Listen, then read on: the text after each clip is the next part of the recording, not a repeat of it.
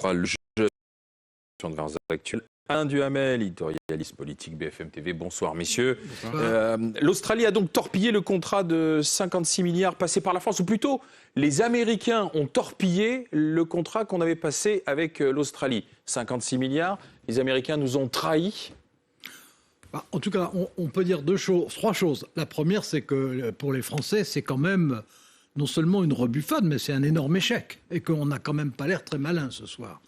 La deuxième chose, c'est que les Australiens se sont comportés comme des malotrus, dans la mesure où on avait signé tout ce qu'on pouvait signer, dans la mesure où les choses avançaient, peut-être en retard, mais en tout cas avançaient, et où, il y a encore 2 semaines, il y avait des grandes déclarations d'amitié, d'accord, etc. Et alors la troisième chose, qui je crois est en fait la plus importante, les États-Unis nous ont traités comme un souverain condescendant traite un allié de troisième zone qui ne lui plaît plus. Et ça pose des gros problèmes pour la suite. Alors bien sûr, on comprend très bien la réorientation. On voit le triangle anglo-saxon, États-Unis, Royaume-Uni et l'Australie qui d'ailleurs se proclame et qui donne la priorité à ce qui concerne la Chine, évidemment. La zone Pacifique. Simplement, il se trouve que la France, dans cette zone-là, dans la zone Pacifique, la France existe. Qu'il y a des territoires français, qu'il y a des troupes françaises, il y a 4000 soldats français, qu'il y a une marine française, et que jusqu'à présent, on était des alliés actifs avec l'Australie, mais réellement actifs. Bon, c'est la démonstration du fait que pour les États-Unis, l'Europe et la France en particulier sont aujourd'hui des alliés de seconde zone. Et c'est la démonstration finalement qu'on peut nous traiter ainsi. Les Américains, les Australiens, finalement, ils savent qu'il n'y aura pas forcément beaucoup de réactions et donc ils peuvent agir ainsi. Ben c'est ça. Quelle mesure de rétorsion peut-on anticiper de la part de la France? A priori, pas grand-chose. Vous avez, Alain, vous avez utilisé le terme d'échec. On peut même aller un peu plus loin en disant que c'est même une humiliation. Humiliation. Si vous voulez, sans employer de grands mots, en réalité, ça prouve. Moi, je suis d'accord avec tout ce que vous avez dit.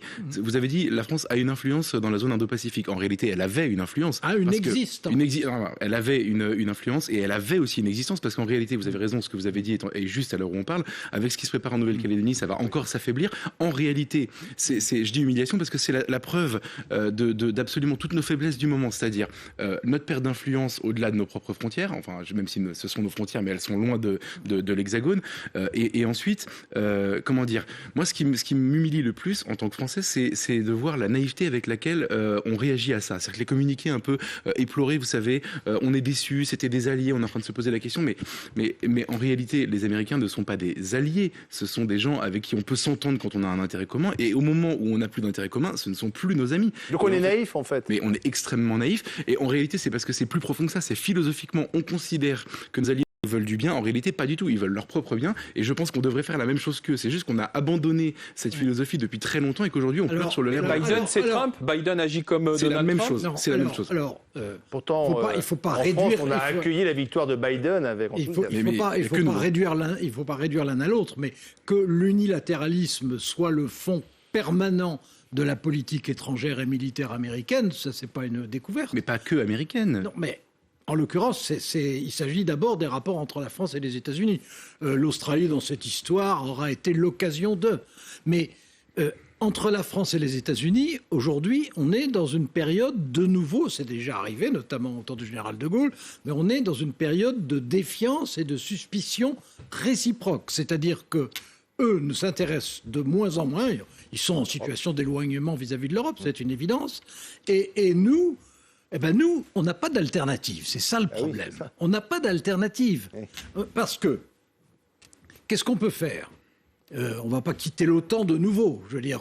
Marine Le Pen souhaiterait que la France quitte l'OTAN. Oui, non, bien sûr, mais elle le souhaite tout le temps. De toute façon, elle voudrait qu'on quitte. Le général de Gaulle aussi, je veux dire. Oui, mais non, mais d'accord. Enfin bon. Non, mais si, on a une. Ça lui donne des arguments en tout cas ce soir. Non, ça lui donne pas un argument, mais ça lui donne quelque chose qui est aussi une impasse. Ça sert à rien. Mais non. Ça sert à rien. Attendez, ça sert à rien de s'isoler. Bon. Est-ce qu'on peut essayer sur le plan européen de lancer une défense européenne ?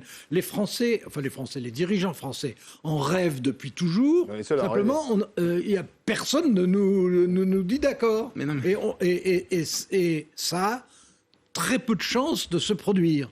Donc, en fait, il n'y a pas d'alternative. Alors bon, la France, heureusement, a une force nucléaire. La France est quand même sur le continent la première puissance militaire, du côté occidental évidemment, mais il se trouve que on a affaire à une Russie qui, elle, se renforce sur le plan militaire, que la Chine, tout le monde le voit bien, mène une politique d'intrusion industrielle en Europe et de menaces dans le Pacifique, que les États-Unis s'intéressent d'abord au Pacifique et que les Britanniques, comme toujours, sont enchantés à l'idée de pouvoir jouer les brillants en second des États-Unis. Donc finalement, il n'y a pas d'alternative. Vous êtes d'accord avec ça? Mais pas du tout, au contraire, il y a une alternative. Laquelle? C'est l'indépendance nationale. En fait, c'est le général de Gaulle. Mais non, mais c'est le général de Gaulle qui avait une politique de, comment dire, une stratégie d'indépendance vis-à-vis des grandes puissances qui nous donnait justement une influence. Aujourd'hui, par exemple... On a les moyens encore de... Sur le plan diplomatique, absolument, honnêtement, on a un réseau diplomatique incroyable. On a une image, Dieu merci, qui perdure un peu malgré notre grandeur passée. Ça veut dire quoi, l'indépendance nationale? Ça veut dire que, par exemple, on peut être les seuls à parler avec certains à qui les États-Unis ne parlent pas. On a on pourrait avoir une relation privilégiée avec la Russie, par exemple. Par exemple, évidemment. Mais on a choisi de faire exactement l'inverse. Pour des mauvaises raisons, on s'est muré dans le silence. Franchement, mais si, ils sont frappés de sanctions. Franchement, c'est l'indépendance en soi. S'il s'agit de dire, d'une part, la souveraineté française, évidemment, et d'autre part, s'il s'agit de dire l'influence française, alors qu'on ait une ambition, tout à fait. S'il s'agit de dire où sont nos alliés, où sont, même sans être nos alliés, nos interlocuteurs. Franchement, entre d'un côté les démocraties comme sont, malgré leurs défauts, les États-Unis et la Grande-Bretagne, et d'autre part l'autocratie qu'est la Russie, oui, mais là, au bout du compte, c'est justement de dialoguer avec eux. Le problème, c'est que ces démocraties amies nous maltraitent. Est-ce qu'on peut dire encore que les États-Unis sont des alliés? Les démocraties nous maltraitent et les autocraties nous menacent. Bon, et nous, on n'a pas inventé. Et donc on les perd à chaque fois. Mais ça arrive. On est perdant en ce moment, incontestablement, et on est perdant tant qu'on n'aura pas en Europe de partenaires prêts à faire quelque chose. Pour l'instant, il n'y en a pas. Emmanuel Macron n'a pas réagi. C'est Jean-Yves Le Drian. Ça va venir. Ça va venir. C'est quand même, à la fin de son quinquennat, une très mauvaise nouvelle. C'est une très mauvaise nouvelle. C'est aussi parce qu'il y a beaucoup de certitudes qui volent en éclats. C'est-à-dire que vous avez évoqué gentiment là, le fait qu'on a attendu beaucoup de Joe Biden parce que c'était le gentil après Trump le méchant. La vérité, c'est que sur le plan, pour nous, c'est exactement la même chose. Ça change rien. Mais évidemment, moi j'étais le premier à rouspéter contre l'extraterritorialité du droit américain qui menace les entreprises françaises sous Trump. C'est exactement la même chose aujourd'hui. Cette affaire de contrat prouve aujourd'hui que les États-Unis ne pensent qu'à leur intérêt et en fait, ils ont raison de le faire. Biden est exactement pour nous le même que Trump. Donc nous, il faut qu'on pense à nos intérêts. Il faudrait qu'un jour on pense à nos intérêts. Et pardonnez-moi, si vous pensez que l'alternative, parce qu'Emmanuel Macron va nous dire que l'alternative, c'est qu'une Europe qui soit indépendante et forte, notamment via l'Europe de la défense, puisse prendre forme. Excuse-moi, Alain, l'Europe de la défense, c'est encore quelque chose qui est à notre détriment. On est la seule armée européenne, la seule vraie armée européenne, et on va devoir donner nos forces aux Allemands. C'est pas à notre, ça ne serait pas, mais ça n'existe pas pour l'instant. Et il y a a priori, pas de chance que ça existe dans les années qui viennent. Ça fait 70 ans. Mais cela dit, ce serait mieux qu'on ait des alliés prêts à coopérer avec nous que de ne pas en avoir. D'autre part, l'idée de l'indépendance en soi, c'est à la fois une évidence et en même temps c'est une limite. On le sait bien.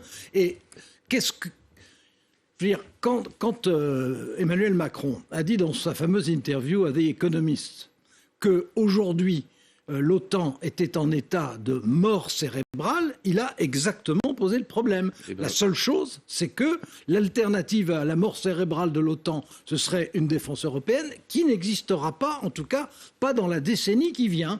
Et donc, dans ces conditions, qu'est-ce qu'il nous reste ? Il nous reste à avoir une force nucléaire qui demeure fiable par comparaison à d'autres. Donc ça veut dire des investissements importants et une armée qui, pour l'instant, étant sous-effectif et qu'il faut de toute façon renforcer, bien qu'elle soit de qualité et qu'elle soit infiniment plus expérimentée que les armées des autres pays européens. Merci messieurs. Affaire dossier à suivre en attendant la réaction effectivement du président de la République.